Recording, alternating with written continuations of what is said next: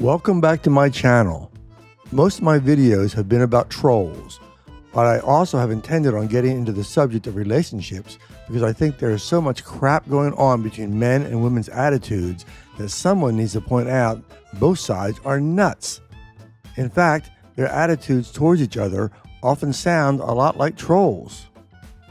This video will be reacting to the Filipina Pea video from June 14th, entitled The Naked Truth About Age Gap Relationships in the Philippines. I found much to agree with, but also details to add. So part of this video will be talking about her comments on large age gap relationships. But I also found an error she made, one which many people make, so I think it may be good to point that out too so people can learn from it. And there was something that I've also heard even from various medical people which I happen to disagree with, at least in how it is presented. It's just a pet peeve of mine that I want to cover. So let's get started. If you visit the Philippines, you're immediately going to come face to face with couples who have an age disparity of 10, 20, sometimes even 30 years. You'll probably have an instinctive gut reaction to it and might see it as creepy, immoral, and even predatory. But is that the way we see it? Or are you just looking at the situation through the lens of your own culture when it comes to the chronologically challenged?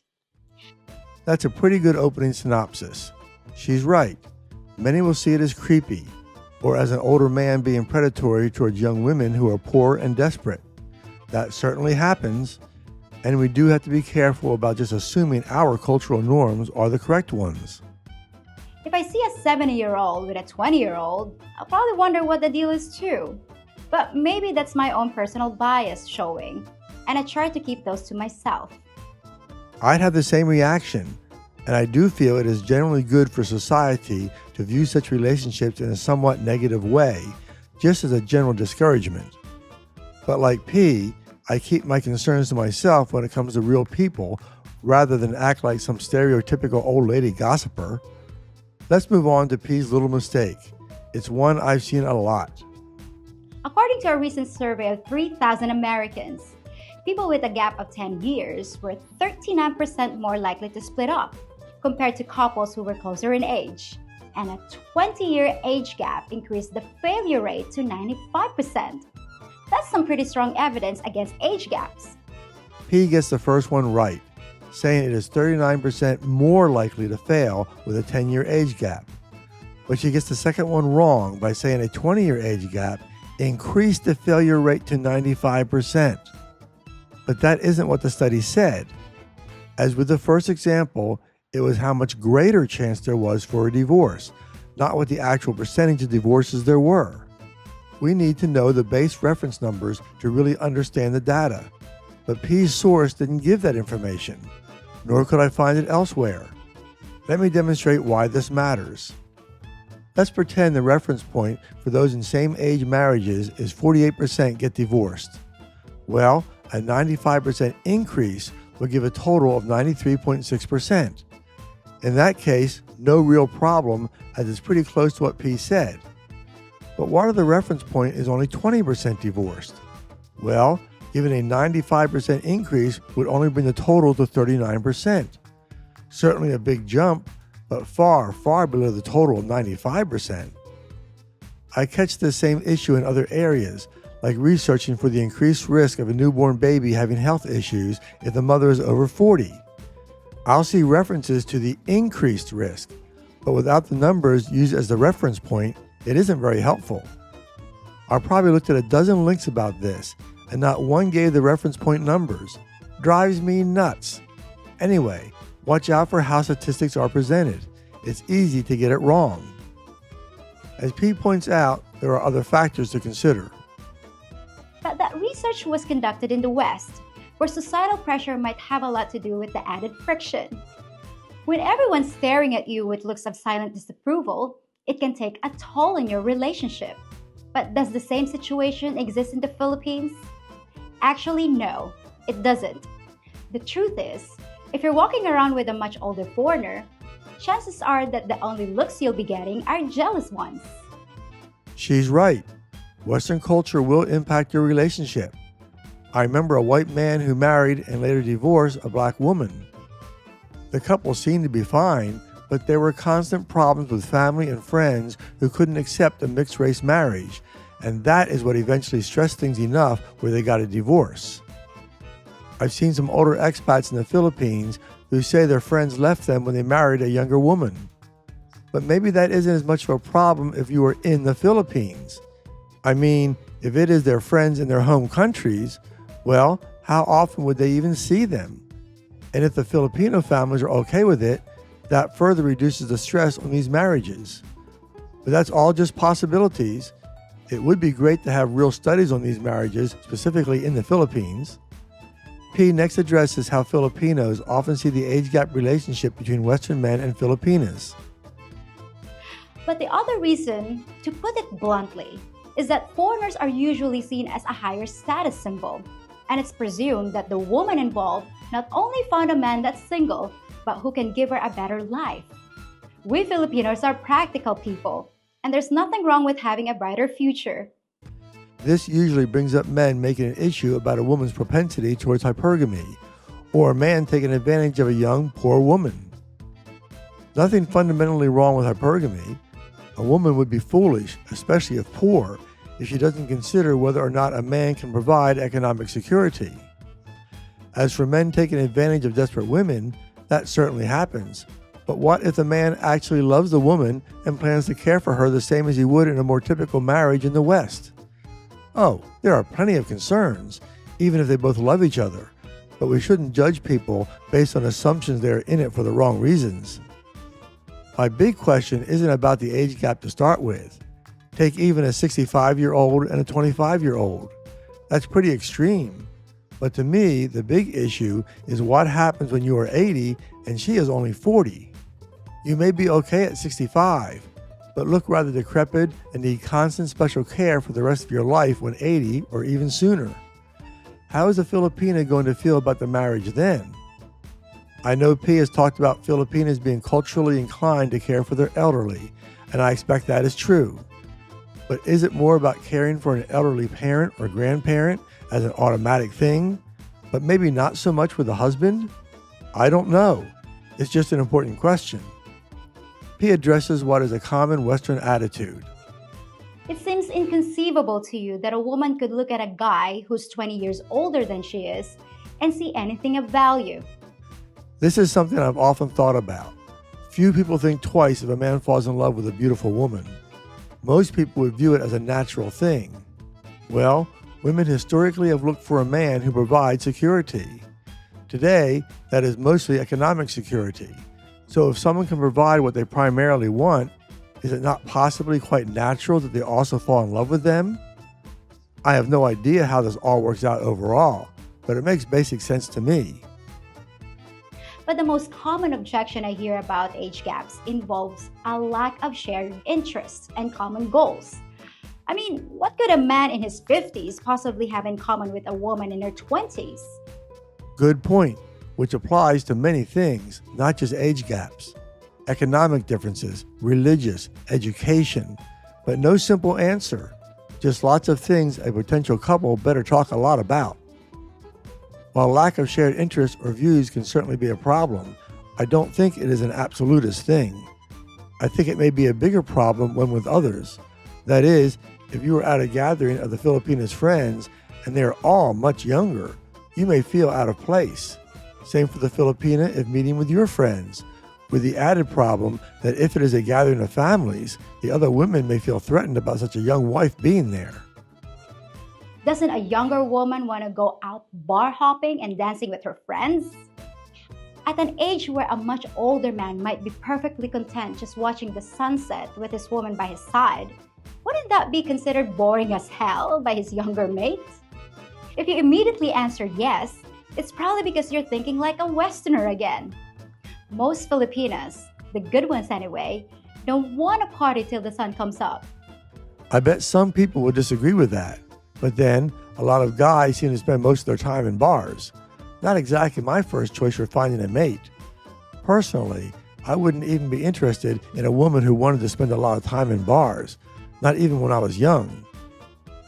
This next part was very interesting. where P talks about why you may not have much success even if you look for an older Filipina close to your own age. If you think that being with an older Filipina will solve any problems with compatibility, think again. I don't know how to put this delicately, but even if you choose a woman close to you in years, trust me, there's no guarantee you'll be any more compatible in the conversation department. Many members of the older generation don't speak English as well as the younger ones, and the range of topics can be even more limited, especially in the case of a provincial woman who might not have many interesting life experiences at all. Elsewhere, P points out that there is also just going to be a shortage of older women available. Most are already married, even if not living with their husbands. With no divorce, they still aren't part of the dating pool. So most of the attention you will get will be from younger women. As P says, it's supply and demand. Those may be the most important things P points out. I bet most who haven't been to the Philippines are unaware of the difficulty of finding older women who fit their needs. The other potential compatibility issue involves the question of children. Filipinos typically want to have kids, especially if they don't already have any from a previous relationship. Now, depending on the guy and what stage of life he's at, this can admittedly be a problem, but I've found that most mixed couples get around it. Some guys make it clear from the start that kids are out of the question. Some don't mind having a child or two. And I've talked with several men who say they'll give their younger wife a child as a parting gift before the final curtain. As long as you work it out beforehand, you can usually deal with the issue. The problems occur when you put off having the discussion, because if children are something your partner wants, she's not gonna change her mind. Oh yes, children are a big deal. I'll go a bit further than P. That is, even if a Filipina says she's okay with no kids, I consider that she may well change her mind later. After all, even in the West, women often don't seem to care about having kids and just want to focus on their career. And then they get well into their 30s and realize they are messing up. So I'm sure not going to be surprised if Filipinas change their mind. Another thing about having children, if you are much older, you are likely to pass on before your child even becomes an adult. You should certainly consider the repercussions of that. But it goes even further than just the question of having kids or not. I often see interviews with Filipinas concerning whether they would marry someone with a different religious belief. Most of the time they said they would. What they don't think about are the kids, because a person who may be fine with their adult partner having different beliefs, when it comes to the kids, both spouses may suddenly decide it is very important they be brought up in their religion. In any case, P is correct. You better talk about it early in the relationship. Now, for you guys that actually want children, or maybe to start the family you never had, there are clear and obvious benefits to having a much younger wife. And the most obvious benefit is only an issue because we managed to fool Mother Nature. We live too long, and as a result, our sex drives are out of sync. For most of mankind's history, we had a lifespan of about 35 years. Women typically stayed fertile until they died and maintained a healthy sex drive from the time they became adults. But evolution didn't keep up with advances in modern medicine, and now we often live into our 70s and 80s. We weren't meant to live this long, and as our lifespans increased, so did the disparity in our sex drives. P has a good point here. However, she also brings up something that has been a pet peeve of mine since I was in elementary school, and I see people in the medical field say the same things. It doesn't really alter her point, but it's just something that bugs me. So let me go a bit off topic for a moment. Those life expectancy estimations were heavily skewed because of high infant mortality rates. Get past childhood and you could expect to live quite a long time. For example, the founding fathers lived at a time when the life expectancy was under 40, maybe only 35. Yet they lived to an average age of 66. Many lived to 80 or more. Maybe we should separate life expectancy and natural lifespan. I saw this approach used with sea turtles. I see references to their natural lifespan being 50 to 100 years. Only 1 in 1,000 or even 10,000 reach adulthood, so obviously those early deaths simply weren't included. The natural lifespan more accurately reflects how long their bodies are designed to live. We should take a similar approach when talking about humanity. The average woman hits menopause at age 51, which can reduce libido and make sex less comfortable. It doesn't mean no desire at all, but it generally results in less activity in the bedroom. So now we have half the older population not as interested in sex, and the other half wondering what the heck happened. We tricked Mother Nature, and this is her revenge. This is a bit off since those who reach the age of marriage would also have a higher life expectancy into the future. After all, they're already past the deadly childhood years. So there were always plenty of couples with a mismatched sex drive, though no doubt fewer than now. I would add another problem, even with young couples, at least in the West, because so many of them end up with a wife who cut sexual access drastically fairly early in the marriage, even to just once a month. That has nothing to do with menopause. So a worthwhile addition would be to know how Filipinas are after a marriage, but long before menopause. But just as with sex, the issue goes way deeper than finances. An older man is more mature and settled, which are often the two main things that a younger woman values, especially a Filipina. An older guy has already gone through his wilder days, and no woman wants to marry a child that decides he's not ready to settle down 8 months after the woman becomes pregnant. That happens a lot here, and every Filipina knows it. There's also the mentor effect. An older Western guy is often full of wisdom and sage advice. A Filipina can learn more about the way the world works in 30 minutes with an older foreigner than she'd get in a year of being with the average local guy her same age. Yes, a man valued because they are mature and settled. This may well be more important in the Philippines. After all, in the West it is more likely the woman can go her own way if the man is immature. A Filipina is often barely getting by, but isn't in a position to risk an immature guy in hopes he'll soon grow up and stop wasting money at the local bar. Likewise about wisdom. Western women are likely more aware of things worldwide, so maybe they feel less need for a man who is worldly. Now, I'm not saying that every older man has the purest of intentions or the knowledge to make a big difference in a woman's life. Some clearly do not. But the average mature man usually brings quite a bit to the table in that regard.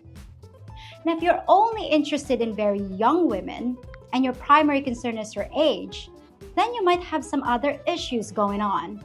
And we all know how I feel about that. Certainly some men don't have good intentions and are just out to exploit vulnerable women. And some men aren't mature or wise at all. The point about some old men only being interested in really young women is important. Let's make up an example.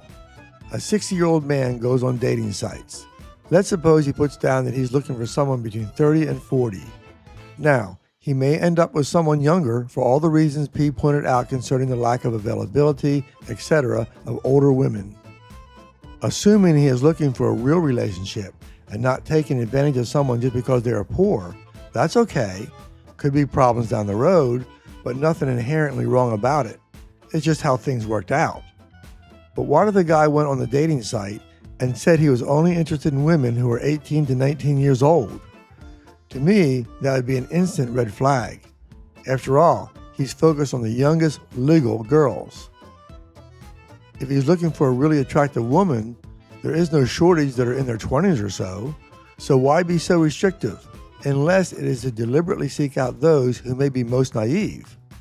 Sure, it may be legitimate, but there's far more reason to have serious doubts about the real intentions of a person like that.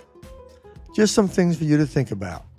Thanks for watching, and don't let the trolls stop you from speaking out.